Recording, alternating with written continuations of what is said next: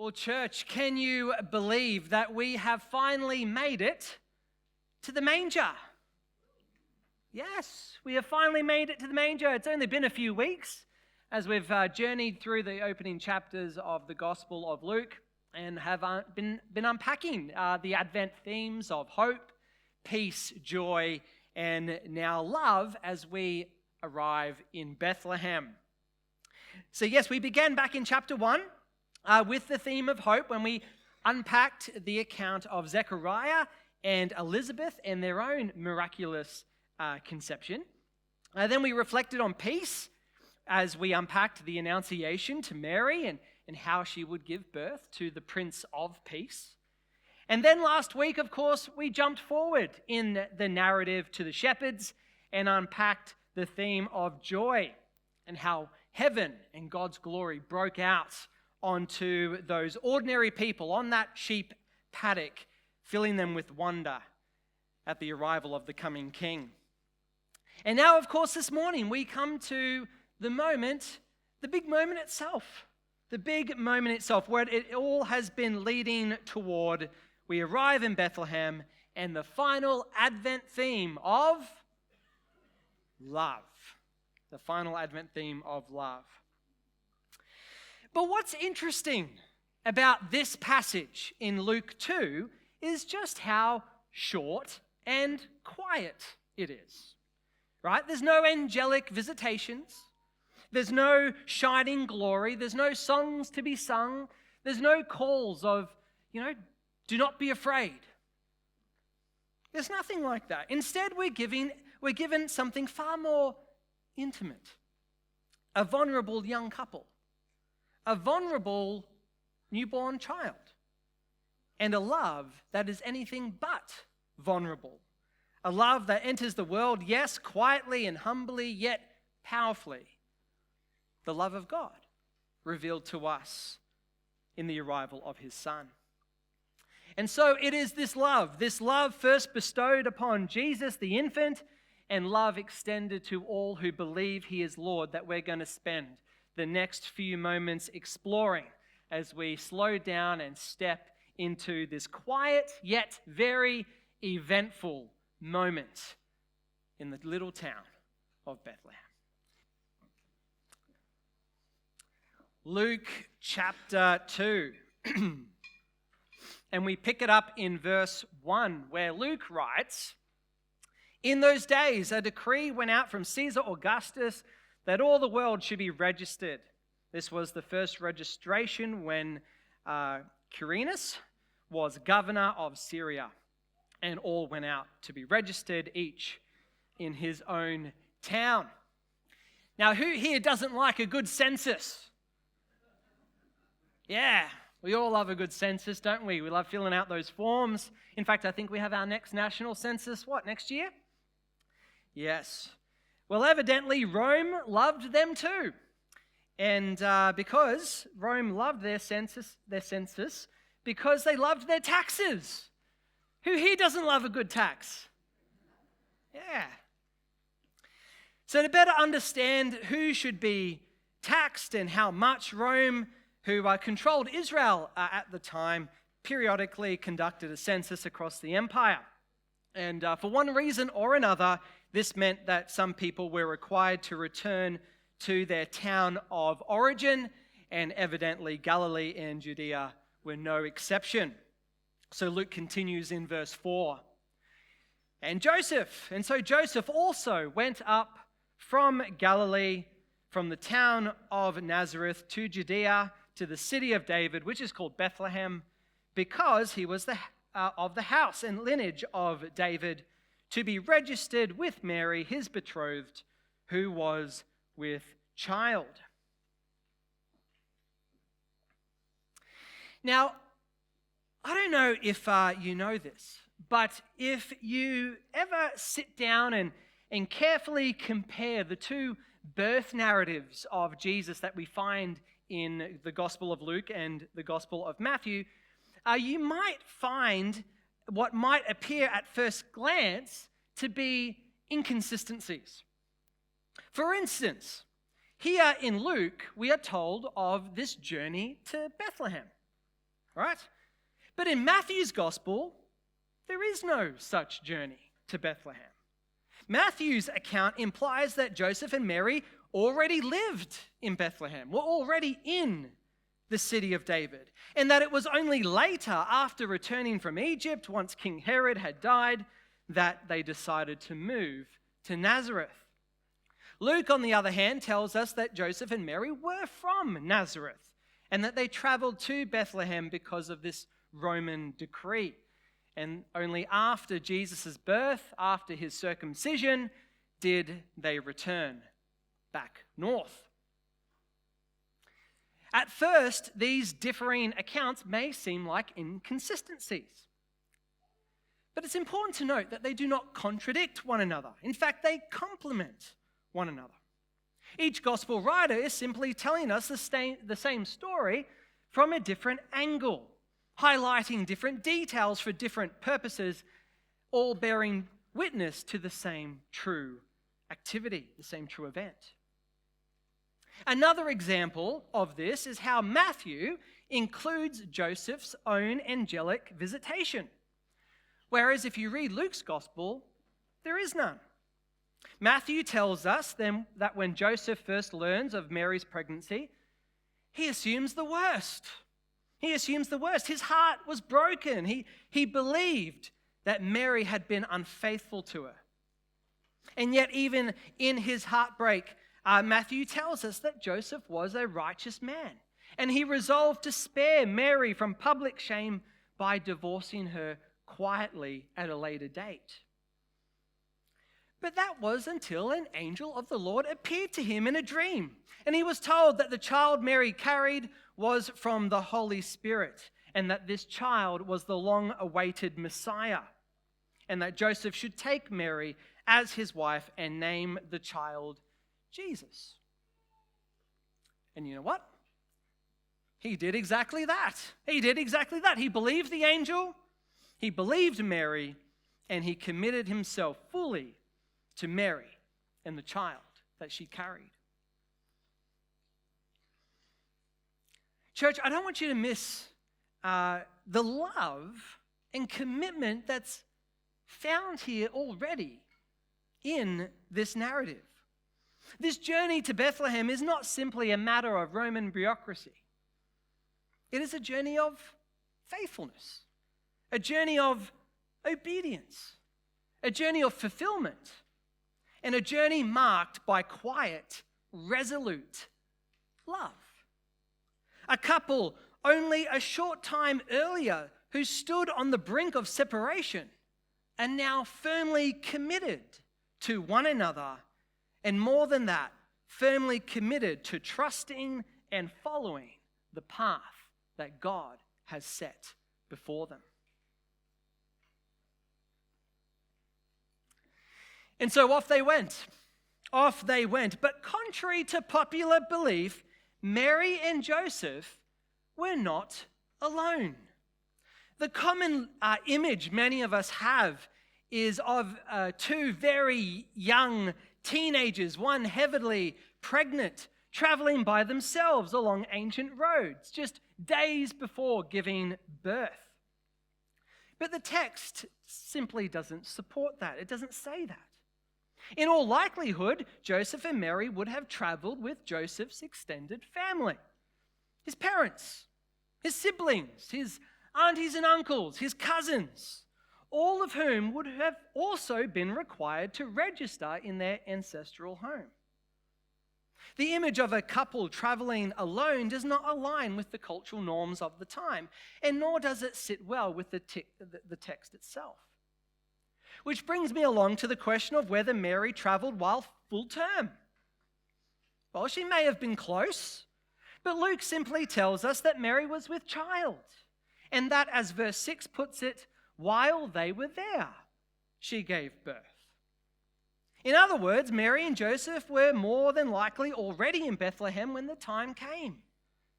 There was no rushing at the last minute. They had been there for some time. Days, weeks, even months perhaps. We can't know for sure. But what we can say with relative confidence is that Mary and Joseph traveled in a group. Now let's pause for a moment and try to imagine what that journey must have been like. Joseph's family would have seen that Mary was pregnant. Questions would have been asked. Assumptions would have been made. Conversations would have been had. Some of those conversations perhaps gentle, others no doubt awkward and painful. At some point, Joseph and Mary would have had to explain themselves. They would have had to explain the unexplainable. They would have had to explain the words of the angels, explain how they had a pregnancy that was a miracle, much in the same way as Mary's relative was, Elizabeth. They would have had to explain how God was on the move and how he had chosen them, this young teenage couple, to carry his Messiah. Can you imagine the looks on their faces, the looks of surprise, the looks of disbelief, perhaps? One of the miracles hidden in plain sight in this entire narrative account is how Mary and Joseph survived the scorn and initial accusations that no doubt would have been leveled against them at the time. But of course, this is evidence of just how God's hand was upon this young couple. And so the point is, church, that the journey of Mary and Joseph would have been filled with mixed emotions. There would have been excitement. There would have been fear. There would have been uncertainty. There would have been anticipation. But above all, there would have been love. Love for one another. Love for God and his promises. And love for the child whose arrival would change everything. And it is this love, this quiet, faithful, obedient love that carries them all the way to Bethlehem, where we pick it up in verse 6. And while they were there, the time came for her to give birth. And she gave birth to her firstborn son and wrapped him in swaddling cloths and laid him in a manger because there was no place for them in the inn. That's it. That's all that's there. That's all that's recorded. There's no countdown. There's no drama. There's no Hollywood moment of, Mary's waters breaking and Joseph quickly rushing her to Bethlehem's ED. There's no urgency.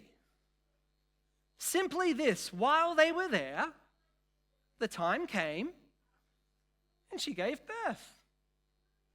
Sounds easy, am I right? Now, before we go any further, there's another familiar image that we need to gently revisit. In the popular telling of the story, Mary and Joseph arrive in Bethlehem alone, and they knock, on everyone's doors, and they come to an inn, like an ancient hotel or ancient motel. But they're turned away by a stern innkeeper, right? There's no room for you, but there's a room. Well, there's not a room, but there's a stable out the back. You can have that. That's good enough. And so they head back to the stable with all the animals, and Mary gives birth with Joseph by her side.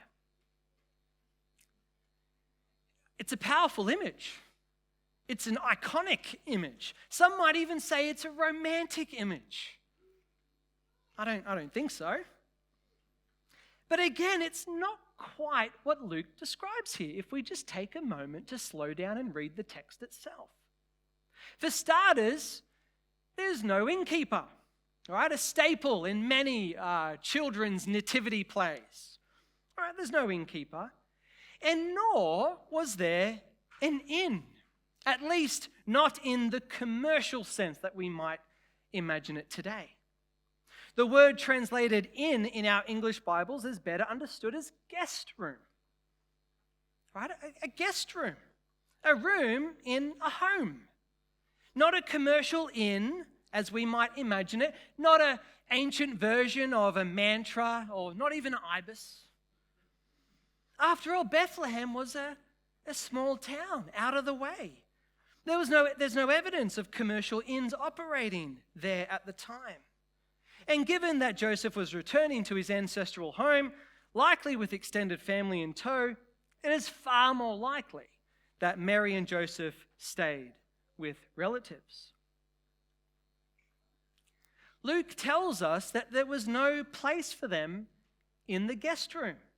That is, there was no suitable place for Mary to give birth in the guest room. Right? It was full. It was full. The house was crowded. Families had gathered from all around. There was simply no appropriate place for childbirth. And so when the time came for Mary to give birth, she was moved away from the crowded living space.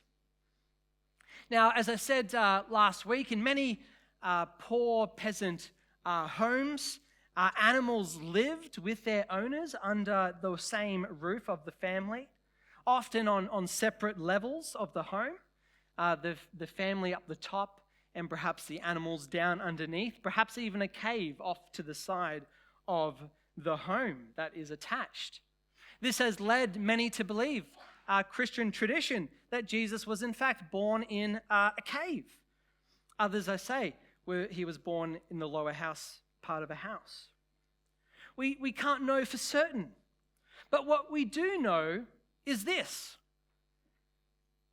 Mary needed privacy. Mary needed somewhere quiet. Mary needed somewhere out of the way. Mary needed some assistance. In all likelihood, what would have happened is that Mary would have received help from the other women of the family to deliver Jesus. And Joseph would have been shown the door. Secret women's business. But however it happened, what we do know is that after the child was born, after Jesus was born, and after the cutting of the umbilical cord, after the crying, after nursing him, after the exhaustion, after the relief, Luke tells us that Jesus was wrapped in cloths and laid in a nearby manger, the safest and most practical, comfortable place available.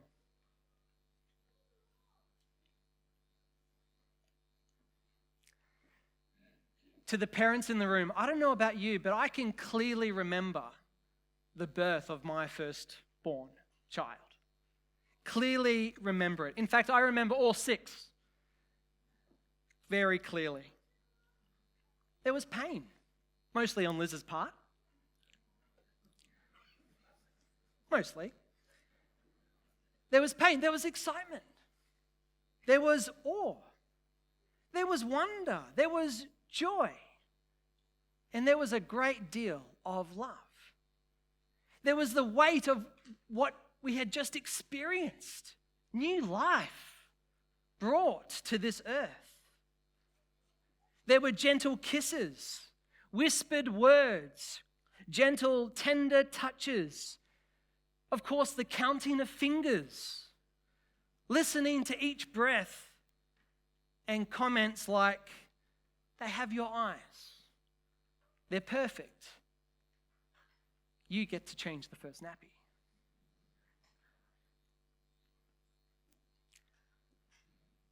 Church, there is no reason to believe that Jesus' birth was any less emotional, any less overwhelming, any less love-filled than the birth of any child today.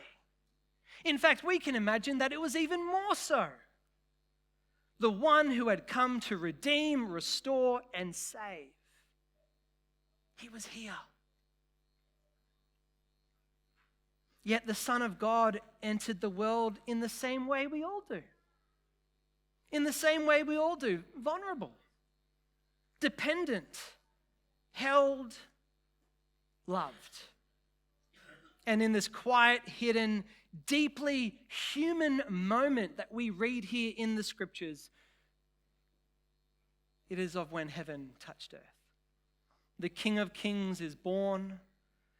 The Lord of Lords has arrived.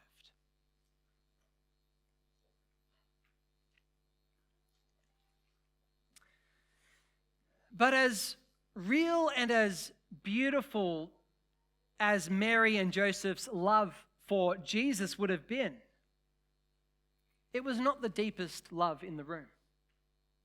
Beneath the love of new parents, beneath the swaddling cloths, beneath the image of the manger, there was a far greater love at work. The love of God. Church, the birth of Jesus is not simply the story of God arriving, it is the story of God giving himself. God gives his son. God gives himself. God gives what is most precious into the mess and vulnerability of our broken world. God did not send his son into the world fully grown. He did not send Jesus armed with power and authority as an adult. He sent him as a baby, dependent, vulnerable, in need of care, in need of love. Mary and Joseph would have taught Jesus his first words, taught him how to walk, how to eat, how to pray, how to read. Joseph would have taught him the Torah, the Psalms, the promises of God. Jesus would have tripped over as a toddler, scrapes on his knees. He would have needed comforting at times. And he would have and did slowly but patiently grow like any other child. Church, Jesus was not a fully grown man hiding in an infant's body. He was and is fully God and fully human. But unlike Adam, who was created a man, Jesus, the second Adam, entered the world as an infant. God entrusted the growth of his son to imperfect human beings. And that alone should tell us something profound about the heart and love of God. That it's not coercive. It's not distant. It's not fearful.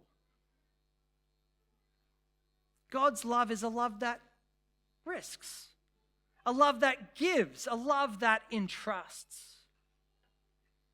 And for a time, Jesus could do nothing but receive love. He was held, he was fed, he was protected. But as the years passed, that love began to more and more flow outward. Jesus grew in wisdom and stature, and the one who was first loved went on to show us what love truly is. Not a love defined by emotion, but a love defined by self-giving. A love that washed feet, a love that touched lepers, a love that ate with sinners, a love that carried the cross. It is a love so magnificent, so wonderful. That is why the Apostle Paul prays as he does in Ephesians 3, one of my favorite passages.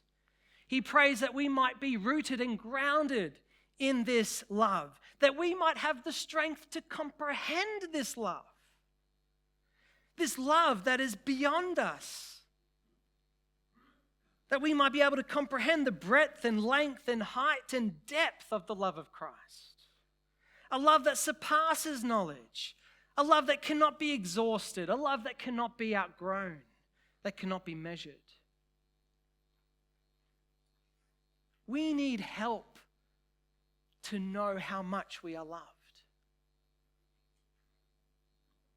And just to think that this almighty love of God, how it first arrived, if you will, in the person of his son,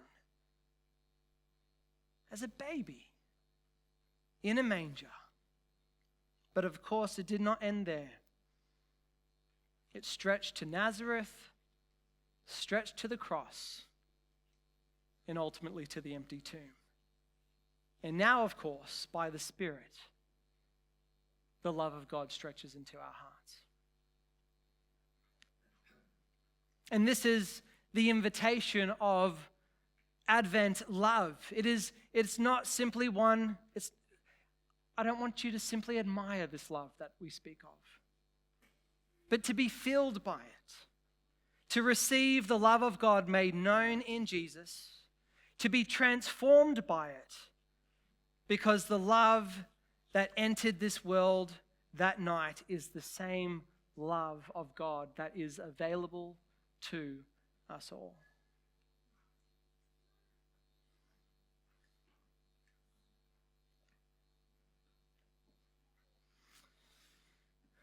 Church, over the past 4 weeks, we have journeyed together toward Christmas. And as we acknowledged earlier on, Christmas is only how many days away?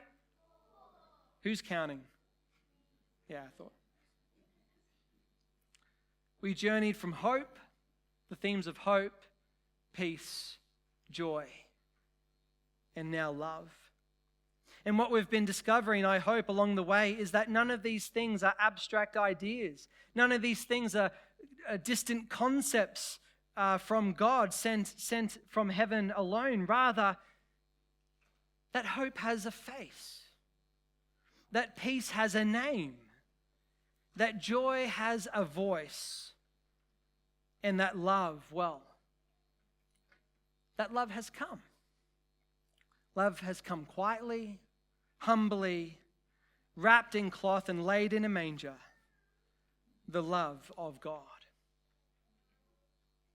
So church, whatever your experience of love has been up until this moment, whether it has been deep and life-giving or painful and disappointing at times, or something you long for but feel like perhaps you have never truly known.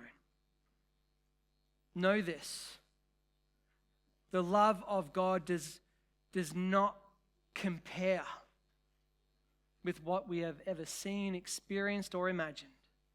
It does not compare to the love of God that is revealed in His Son Jesus.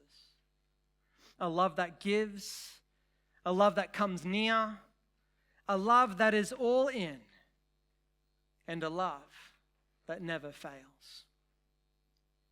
And so the invitation this morning, it's simple. Come and believe in this love. Come and receive this love. Come and be filled by this love. Because God's love is a love that redeems, restores, and saves.